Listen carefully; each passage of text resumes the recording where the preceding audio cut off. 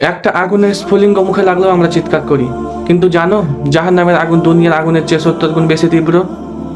এই আগুন শুধু পোড়ায় না, মাংস গলিয়ে হাড় পর্যন্ত পৌঁছে দেয়। তারপর মানুষকে নতুন দেহ দেওয়া হবে যাতে আবারও শাস্তি পায়।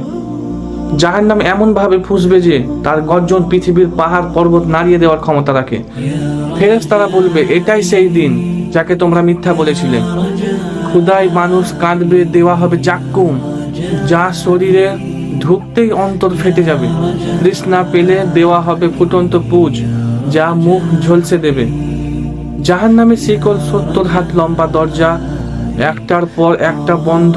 চারিদিকে অন্ধকার, আগুনের শব্দ আর করুণ চিৎকার, হায় আফসোস, হায় ধ্বংস। রক্ষক ফেরেশতারা কঠোর মুখে, কোনো দয়া নেই। তারা বলবে, দুনিয়ায় তোমাদের সতর্ক করা হয়েছিল কিন্তু তোমরা শোনোনি। জাহান্নামকে ভয় দেখানোর উদ্দেশ্য একটাই, আমাদের জাগিয়ে তোলা। যে আজই আল্লাহর পথে ফিরে আসে, আল্লাহ তাকে এই ভয়াবহ আগুন থেকে রক্ষা করবেন ইনশাআল্লাহ।